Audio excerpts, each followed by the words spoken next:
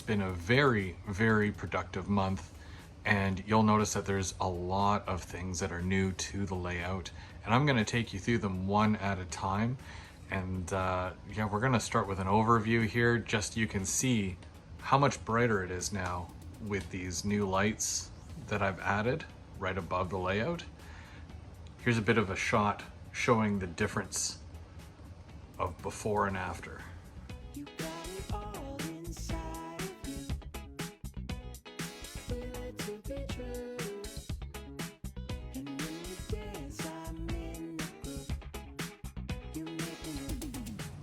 My helix has been a major focus this month. I was able to get a bunch more track, and I was able to get up 5 3/4 of a level. Basically, I have one section just beyond the soup cans there is where it started, and it is right above that now.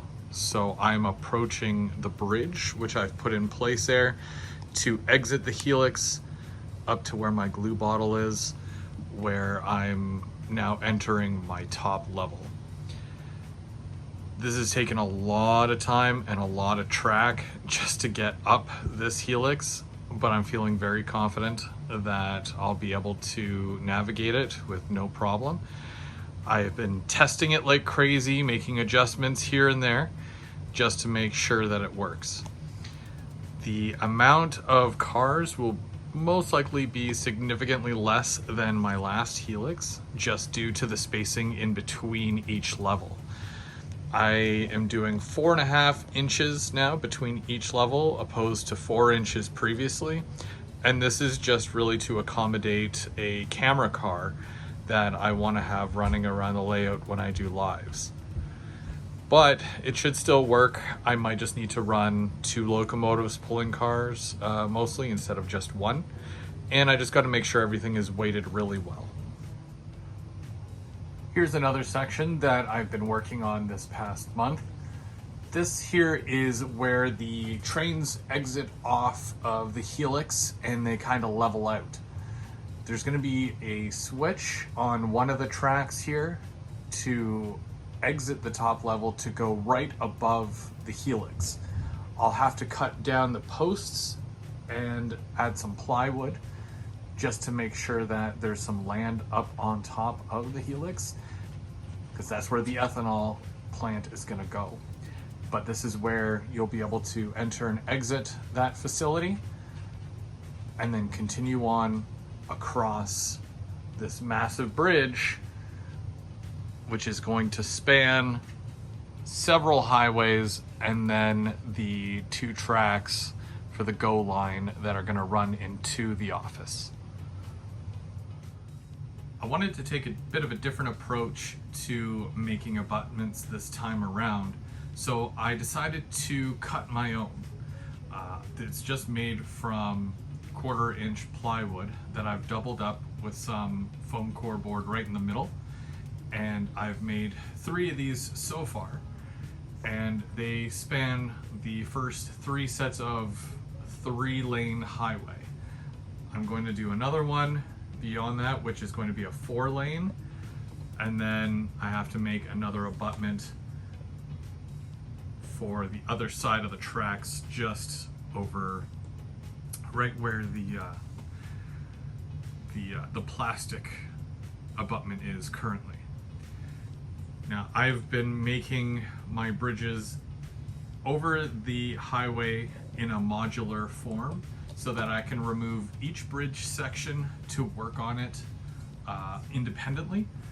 I will be using styrene to make my bridge replicas, and then I'll be able to place them back on top of the highway overpass and then run the track over it once it's done.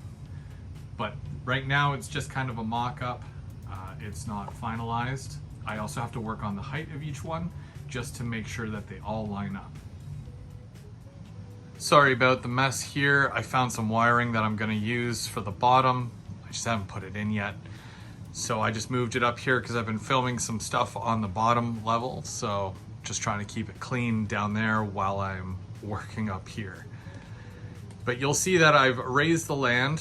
Right, this is where a train station is going to go. It's going to be a commuter station for the GO Transit, and that's going to be on the lower level where the levels are. And the main line is going to continue across the top part there that's raised up, and it's going to be a double main line, and I only have it going to there.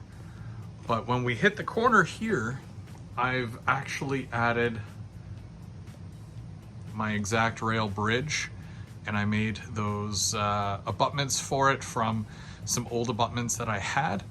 At this point, I'm just picking and choosing different things just so that I don't have to go out and spend even more money on something that it's not really necessary. But I took a piece of masonite, I laid it out, and that's going to be the river bottom. Right behind this is going to be another bridge, but it's going to be the height of the main line. So from that piece of wood sticking out, and it's going to go all the way around. It's going to bridge over the river here, and then it's going to continue on right above. But we've got the GO line here. It does go across this bridge. It goes into a single track just before the bridge, and then the single track going to the right, it's going to go into a tunnel. Let's take a look and see where that tunnel goes. So I was able to take a lot of the scrap wood that I have, a lot of pieces from the old layout, pieces that were previously cut for something else, but they were clean. And I was able to create just an elevated section underneath. You can kind of see how it goes underneath this wood here, and it continues around, and it goes up, and it starts going upgrade right about where the jigsaw is sitting. And it's going to meet up with this top section here that is right over top of the GO main line. So I'm going to have a couple of industries up right above it, but you're not going to see the GO going through there. It's just going to be hidden behind the actual layout itself. But we have cork all the way down from the bridge all the way down and around. I'm ready to lay track. I just haven't gotten to it yet. And then I have to raise this entire section here for my intermodal facility. And I need a bit more plywood to do that. But I was also able to finish all my backdrop as well. My backdrop is all up, it's ready to be painted. And then I'll be able to start laying more track, get a reverse loop up on top so that I can send my trains back to the bottom level when they get up to the top here. Here's another look at that GO main line coming up this curve incline. This is where it's going to go up, and then it's going to join the main line for the rest of the layout. On the inside of this, it's going to be all flat, just like the bottom section of the layout, and there's going to be a reversing loop there. In the center of the reverse loop, we're going to have the intermodal facility, just a number of tracks where we can dump some intermodal cars, maybe some other cars, whatever we decide at that point. But I'm looking to build up a facility that would be strictly just for intermodal. But beyond that, there's also going to be a pipe load facility that we're going to have right where the plywood is now, down at the far end there. I've just got to add more wood and raise the land. It's a big job having to do all this, but it's definitely worth it. I think that keeping a number of sections here to a single main line as opposed to a double main line is more beneficial, but I'll also be able to expand on it later. I'm just really looking to get the main line done so that I can start running more trains and possibly getting some loops in, of course, you know, so I can just kind of put it on and putter around while the train's going. And of course, I can't do any of the top section until I get the GO line in here, so I'll probably be laying this track next once I get more of the track done for the helix. And here's one more look at this side of the helix. You can see right at the top there where the one track ends. That's where I'm at for the outside loop. And you see where that push pin is, one loop down. For the second track, that's where I'm at for that one. But I wanted to test the incline here for the outside first. So that's what I'm gonna do here, make sure everything's good. If I can get up and over that bridge to the top level of the layout, then I'll know that the helix is good.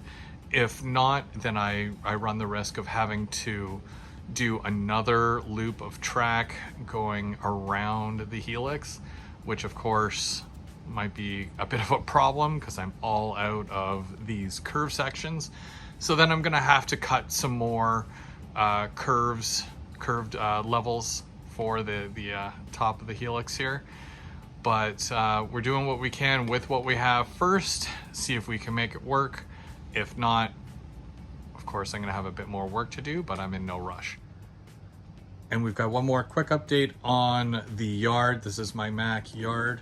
You can see I've got a lot of tracks down. There's a lot of cars that are populating the actual yard itself. This is for two reasons. One, I was able to get more track down in my yard. And in fact, I only need 2 more strips of track to fully complete every single line here from start to finish, and then I can fully populate. The second reason, if you're not aware, I've started a series of shorts this month, starting July the 1st. I will be uploading a new short every single day, showing a brand new car that I'm adding to the layout every single day. And I will talk a little bit about it. It's gonna be like a 15-second short, but I'm gonna do one for every single piece of rolling stock and locomotive that I own. So watch for that, because that's gonna happen every single day going forward. And as a bit of a bonus here, for those of you who stuck around to the very end of this video, I have also been working on a lot of my lighting. So I went through a lot of my LEDs and my just plug system stuff. I've tested a whole bunch of stuff out, and I've even hooked some stuff up. So take a look at this. I did add some lighting here. Of course, these buildings were previously lit up. They were already wired for it, but there was no power source. Now there's a power source. And this does include my train station as well. The lights are pretty bright, so you can't really see it all that well, but when the lights are out, it really brings the scene to life. A couple more things to note here. I have been doing a lot of cleaning, and even though it still kind of looks like a mess, it was 10 times worse down at this end of the layout, but I've cleaned up everything.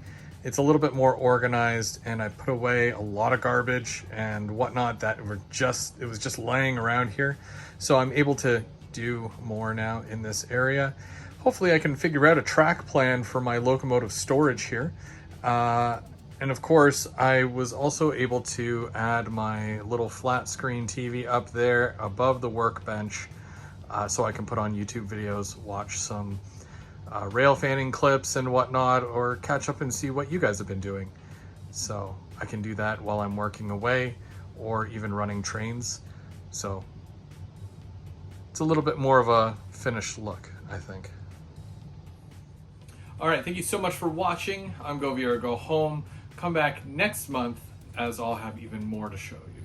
Maybe we'll even be running trains. We'll see what happens. Go on, get out of here. I got a train to catch.